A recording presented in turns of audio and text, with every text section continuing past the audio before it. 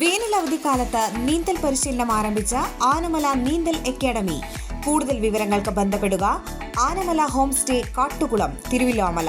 Phone 8069247571. School തുറക്കുന്ന വേളയിൽ ലഹരി വിരുദ്ധ പ്രവർത്തനങ്ങൾ കർശനമാക്കി എക്സൈസ് വകുപ്പ്.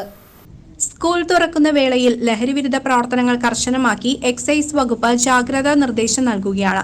സ്കൂൾ കോളേജ് പരിസരങ്ങളിൽ വ്യാപകമായ ലഹരി വസ്തുക്കൾ വിൽപ്പന നടക്കുന്നുവെന്ന അടിസ്ഥാനത്തിലാണ് നിയമങ്ങൾ കർശനമാക്കി എക്സൈസ് വകുപ്പ് നടപടി സ്വീകരിക്കുന്നത്.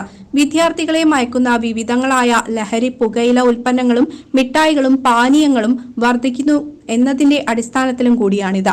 മുൻവർഷങ്ങളിൽ വിവിധ കച്ചവട സ്ഥാപനങ്ങളിൽ ലഹരി വസ്തുക്കൾ ഉണ്ടെന്ന് കണ്ടെത്തുമ്പോൾ സ്ഥാപന ഉടമകൾക്ക് താക്കീത് മാത്രമായിരുന്നു പതിവ്.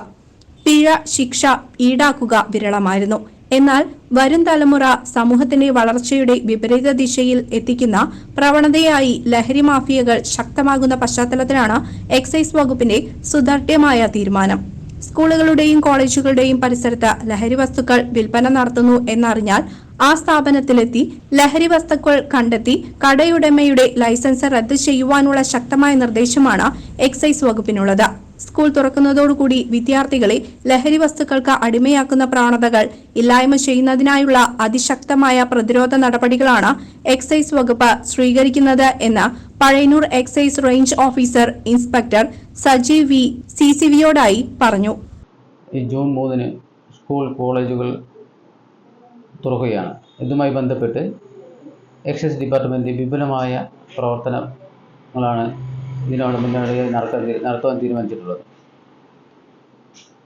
സ്കൂൾ കോളേജുകൾ കേന്ദ്രീകരിച്ച് പ്രവർത്തിക്കുന്ന കടകളിൽ മിഠായി, ചൂയികം, മറ്റ് പുകയില ഉൽപ്പന്നങ്ങൾ എന്നിവയുടെ ലഹരിയുമായി ബന്ധപ്പെട്ട് കുട്ടികൾ ഉപയോഗിക്കാൻ സാധ്യതയുള്ള ഉൽപ്പന്നങ്ങളുടെ വിൽപ്പന നിരോധിക്കാൻ ആവശ്യമായ നടപടികൾ സ്വീകരിക്കാൻ തീരുമാനിച്ചിട്ടുണ്ട്. കൂടാതെ ഈ ജൂൺ മാസം കാലം വിദ്യാർത്ഥികൾ സ്കൂളിലേക്ക് വരുന്ന സമയവും പോകുന്ന സമയങ്ങളിലും സ്കൂൾ പരിസരങ്ങളിൽ സംശയാസ്പദമായി കാണപ്പെടുന്ന ആളുകളെ നിരീക്ഷിക്കുന്നതിന് മഫ്തിയിൽ ഉദ്യോഗസ്ഥരെ നിയമിച്ചുകൊണ്ട് അവർ വല്ല നിയമവിരുദ്ധ പ്രവർത്തനങ്ങൾ ചെയ്യുന്നുണ്ടെങ്കിൽ ആയത് കണ്ടുപിടിച്ച് കർശന നടപടിയെടുക്കാൻ തീരുമാനിച്ചിട്ടുണ്ട്.